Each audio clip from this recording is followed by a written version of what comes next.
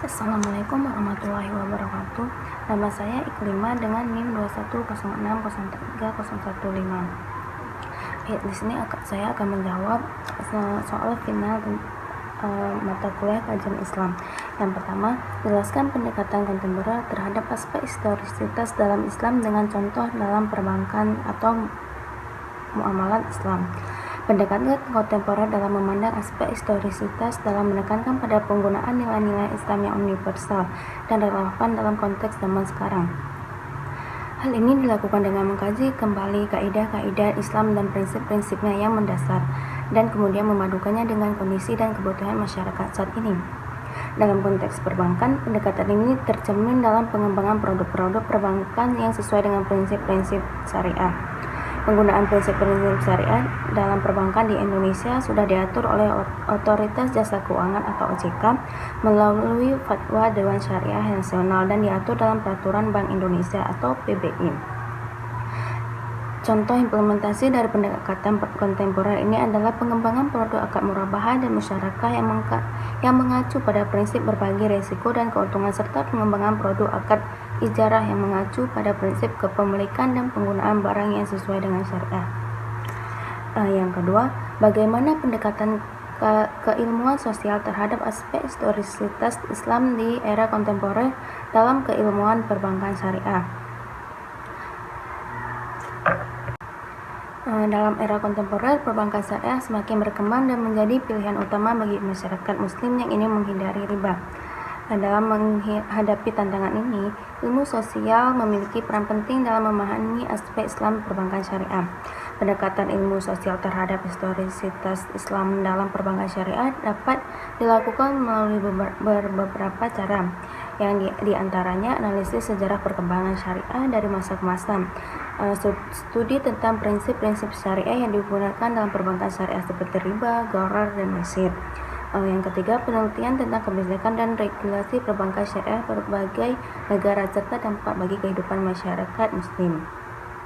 Dari pendekatan sosial tersebut dapat diperoleh pemahaman yang lebih komprehensif tentang historisitas Islam dan perkembangan syariah di era kontemporer. Hal ini dapat membantu dalam mengembangkan perbankan syariah yang lebih baik serta memberikan manfaat masyarakat muslim yang membutuhkan.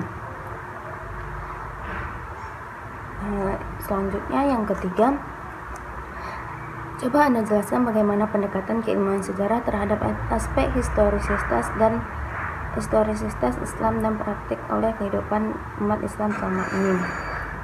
Dalam praktik kehidupan umat Islam saat ini, pendekatan keilmuan sejarah dapat memberikan pemahaman yang lebih mendalam tentang akar sejarah dan praktik-praktik keagamaan dan budaya yang dilakukan. Sebagai contoh, dengan mempelajari sejarah Islam, umat Islam dapat memahami bagaimana praktik ibadah seperti puasa, sholat, dan haji berkembang dan diwariskan dari masa ke masa. Selain itu, pendekatan keilmuan sejarah juga dapat membantu umat Islam untuk memenuhi berbagai konflik atau masalah yang terjadi dalam masyarakat Islam saat ini. Dengan mempelajari sejarah Islam, umat Islam dapat melihat bagaimana konflik dan masalah yang ada saat ini mempunyai akar sejarah yang panjang.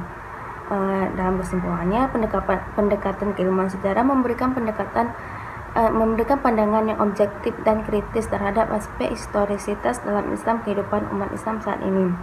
Pendekatan ini dapat memberikan pemahaman yang lebih mendalam tentang akar sejarah praktik-praktik keagamaan dan budaya yang dilakukan, serta membantu umat Islam memahami berbagai konflik atau masalah yang terjadi dalam masyarakat Islam saat ini.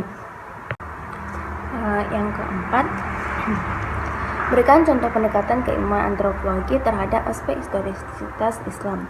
Contohnya ibadah baik langsung dari pemeluk agama Islam agar memahami agama di masyarakat.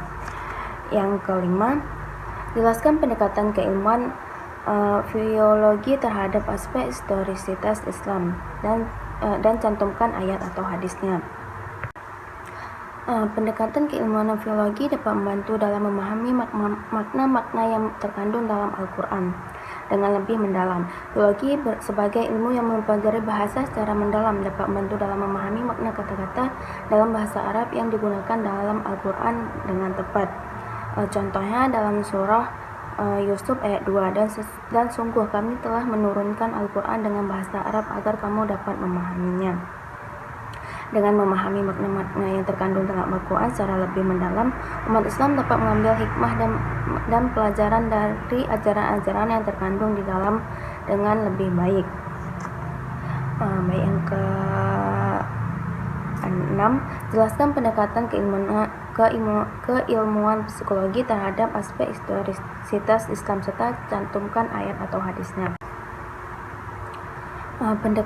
Pendekatan psikologis merupakan pendekatan yang bertujuan untuk melihat keadaan jiwa pribadi-pribadi yang